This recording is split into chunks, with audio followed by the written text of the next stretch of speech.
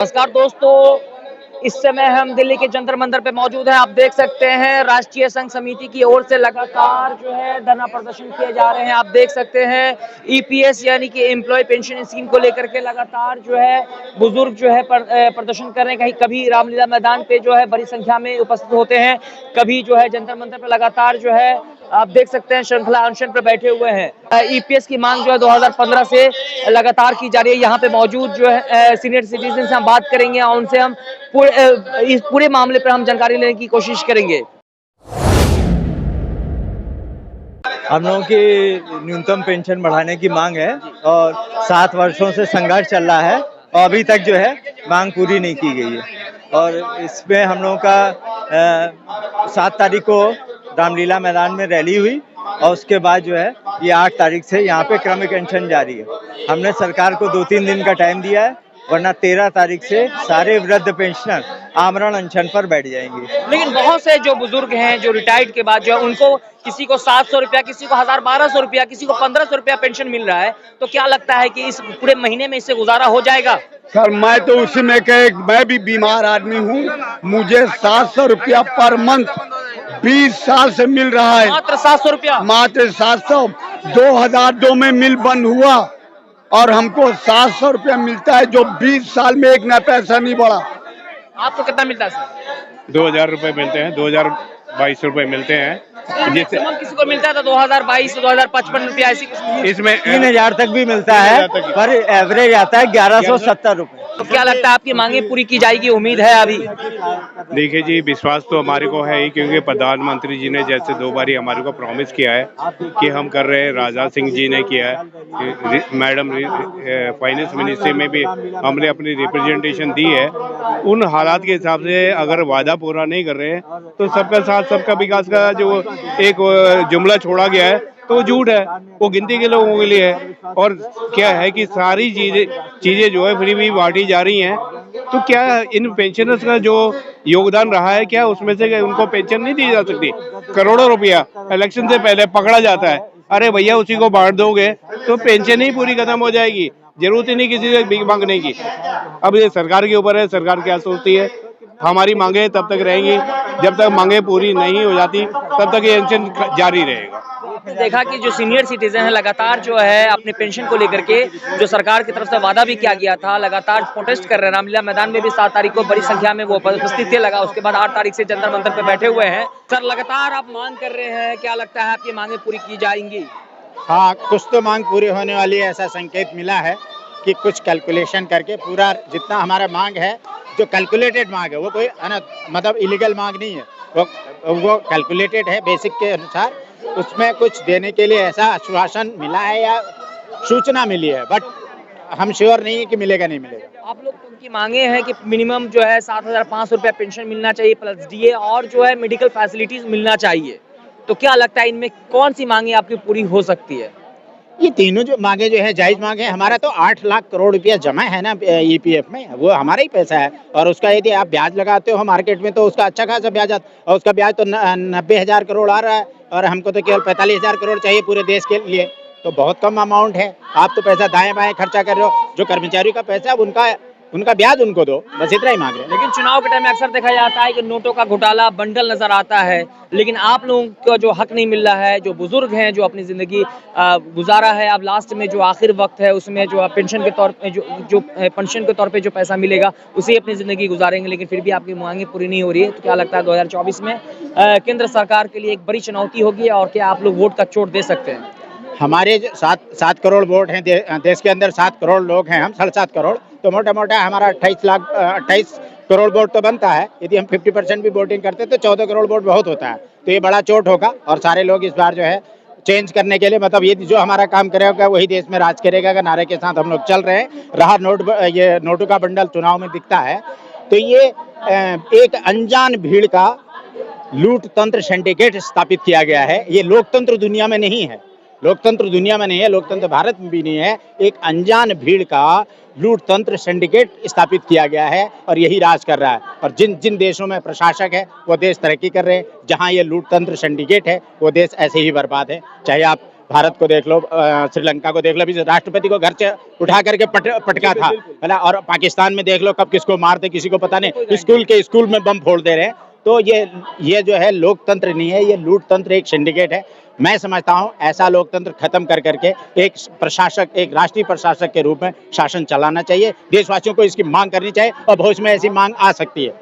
आपने देखा कि यहाँ पे जो बुजुर्ग हैं इनके पास काफी अनुभव है, काफी एक्सपीरियंस होता है। उन्होंने कई जो पाकिस्तान, श्रीलंका और भी बहुत एक कंट्री का इन्होंने मिसाल दिया कि जहाँ लोकतांत्रिक तरीके से अगर इंसाफ नहीं मिलता, लोगों की मांगें पूरी नहीं की जाती है, तो जनता अगर जब उग जाएगी अगर अपनी मांगों को लेकर के, तो बहुत बड़ा मामला आगे हो सकता है। देखिए, लोकतंत्र की बात, लोकतंत्र का उदाहरण आपके सामने है। अभी अमेरिका में एक पुलिस वाले से किसी ब्लैक अमेरिकन के कंधे पे उसका पैर लग गया था, तो उसमें सारे लोग सड़कों में न्यूयॉर्क पे आ गए थे, वी वांट जस्टिस, कि ये गलत है। तो राष्ट्रपति की लड़की, जो ट्रम्प राष्ट्रपति थे, उनकी लड़की उस भीड़ के साथ खड़ी थी, वी वांट जस्टिस। तो पत्रकारों ने पूछा कि आपके पिताजी तो राष्ट्रपति हैं और आप कैसे सड़कों पर? उन्होंने कहा हमने वोट दे दिया है, वोट देने के बाद अब मैं जनता हूं, जनता को सरकार से सवाल करने का हक है, न्याय मांगने का हक है, इसलिए मैं जनता के साथ हूं। ट्रम्प की लड़की ने बोला। इसको बोलते हैं लोकतंत्र। इसको नहीं बोलते हैं कि कार्यकर्ता भी, भक्त भी, वोटर भी जो है जय कांग्रेस जय बीजेपी करने लगे। ये नहीं होना। वोट देने के बाद चाहे वो राहुल गांधी हो चाहे नरेंद्र मोदी हो, हम विपक्ष के नेता हो गए, फिर हम विपक्ष में, हमें मांग चाहिए, हमें अपनी मांग चाहिए। आपको नेता बना दिया, दैट्स ऑल। इसके बाद हमें अपनी मांग चाहिए, इसको लोकतंत्र बोलते हैं। अदरवाइज इसको, जो जैसे देश में राज चल रहा है, ये अज्ञान भीड़ का एक लूट तंत्र सिंडिकेट है, चाहे जो भी पार्टी है, ये सिंडिकेट है। तो देखा आपने कि लगातार जो है जो बुजुर्ग हैं वो गुस्से में हैं, वो कह रहे हैं कि चिता रहे हैं सरकार को कि अगर कोई सत्ता में कोई भी हो, बाप हो, भाई हो, कोई भी रिश्तेदार भी हो, लेकिन अगर सत्ता में है और आप जो है जनता है, आपने वोट दिया है, तो सत्ता से सवाल पूछने का अधिकार होना चाहिए और जनता के हक में सवाल पूछना चाहिए। वही देख रहे हैं बुजुर्ग के इसमें जो है लोग जो है युवा भी उतरे हुए हैं। इंतजार नहीं करेंगे। अभी हमारा अनशन का चौथा दिन है। अगर 13 तारीख तक भारत सरकार हम लोगों की मांग को पूरा नहीं करते हैं, तो इसके बाद हम लोग आमरण अनशन पर इसी जगह 13 तारीख के लिए एकदम पूरा अल्टीमेटम है। 13 तारीख तक अनशन चलेगा। कार्मिक अनशन हमारा जैसा चल रहा है। हमको मौका दिया है, उन्होंने आश्वासन दिया है कि आपका काम हो रहा है, और 13 तारीख के अंदर नहीं घोषणा किया गया भारत सरकार के द्वारा, तो हम 14 से हम लोग आमरण अनशन पर इसी जगह बैठेंगे। जब तक हमारा घोषणा नहीं करेंगे, 24 का इंतजार नहीं करेंगे। अगर किसी नहीं हुआ तो 24 में तो इनका नीचे ऊपर उतार ही रखेंगे। क्या नाम हुआ आपका सर? उमाकांत सिंह बिसेन, मुख्य समन्वयक, मुख्यालय उत्तर प्रदेश में। आपकी मांगे पूरी नहीं हो रही है, लगातार जो है सरकार को आप लोग चिता रहे हैं, फिर भी जो है सरकार के कान में जू नहीं रिंग रहा है। विगत 8 वर्षों से हमारा आंदोलन कमांडर अशोक राव जी के नेतृत्व में चल रहा है। बुलढाना में जो है 5 वर्षों से वहाँ आंदोलन, क्रमिक अनशन चल रहा है, लेकिन सरकार के ऊपर कोई असर नहीं पड़ रहा है। हम आपके माध्यम से सरकार को, माननीय प्रधानमंत्री जी से निवेदन करना चाहते हैं कि हम बुजुर्गों की समस्या को जल्दी से जल्दी उसका निराकरण करके, और मिनिमम 7500 पेंशन, और उसके बाद फिर महंगाई भत्ता और पति पत्नी को मेडिकल की सुविधा दी जाए, और जो लोग इस योजना से वंचित हैं उनको 5000 रुपए जो है दिया जाए। तो हमारी कोई बड़ी मांग नहीं है। हम लोग 9 तारीख को माननीय रक्षा मंत्री जी से भी मुलाकात किए थे, हम कमांडर साहब, प्रजावत साहब और राजू भटनागर जी, और उन्होंने भी कहा कि हमने कई चिट्ठियां उनसे, हमारी 2 बार दिल्ली में और 3 बार लखनऊ में मुलाकात हुई। हर बार उन्होंने श्रम मंत्री को चिट्ठी लिखा, लेकिन आज तक श्रम मंत्री ने झूठा वादा करते हुए कोई काम हम लोगों का नहीं किया। उधर ही पीएफओ घुमा रहा है, इधर श्रम मंत्री घुमा रहे हैं। आपके माध्यम से यही निवेदन है प्रधानमंत्री जी से कि बुजुर्गों का आशीर्वाद लीजिए और हम लोगों का मांग जितना जल्दी हो सके उसको पूरा करिए, नहीं तो जीने से कोई फायदा नहीं। अब ऐसे मरेंगे तो अब जैसे उनके सर पर लगेगा। हम लोग भी भाजपा का समर्थन करने वाले हैं, लेकिन अब ये चाहते हैं कि भाजपा, जो प्रधानमंत्री जी कहते हैं कि जो मैं कहता हूं उसको पूरा करता हूं। सबका साथ, सबका विकास, सबका विश्वास, तो कहाँ गया जो वादा किया गया था? जो 2 बार हमारे राष्ट्रीय अध्यक्ष जी ने जो है उनसे मुलाकात की, और दोनों बार उन्होंने आश्वासन दिया कि हम आपकी मांग जल्दी से जल्दी पूरा करेंगे, लेकिन आज तक पूरा नहीं हुआ। बुजुर्गों का आशीर्वाद लें और हम हमारी मांगे पूरी करें, बस यही उनसे हमारी निवेदन है। लगातार जो है आप लोग जो है 8 तारीख से अनशन पे, जंतर मंतर पे बैठे हुए हैं। उससे पहले आप 7 दिसंबर को रामलीला मैदान में काफी भारी संख्या में भी पहुंचे थे। तो क्या लगता है जो आपकी मुख्य मांग है पूरी की जाएगी? बिल्कुल करनी चाहिए। हमारी पिछले 8 साल से हम संघर्षरत है। पूरे हिंदुस्तान में 27 राज्यों में संगठन बन चुका है। लोग बड़ी तादाद में रामलीला ग्राउंड पे जमा हुए थे। हम पीछे बहुत बड़ा संघर्ष खड़ा किया है। आदरणीय प्रधानमंत्री जी हमारी 2 बार मुलाकात हो गई, उन्होंने एक आश्वासन दिया है, तो उनका आश्वासन है, इसलिए हमें लगता है कि मोदी है तो मुमकिन है, गारंटी है, तो गारंटी से हमें तो मिलना चाहिए। तो इसीलिए हम हाथ जोड़ के प्रार्थना करते हैं सरकार से कि अभी ये अनशन है, 13 तारीख से इसको हम आमरण अनशन में कन्वर्ट करेंगे। तो हम पे ये अल्टीमेटम दिया है, हमने नोटिस भेजी है, 13 तारीख से हम इसको आमरण अनशन में तब्दील करेंगे। तो आमरण अनशन में बूढ़े लोग हैं, बीपी है, शुगर है, हम जानते हैं, लेकिन लोग मानेंगे नहीं, लोग बैठेंगे और जो ऐसी स्थिति आ जाएगी कि जिसमें लोगों का भी नुकसान हो सकता है, तो सरकार के भी साख बिगड़ सकती है। इससे पहले भी सरकार से मोदी से मुलाकात की?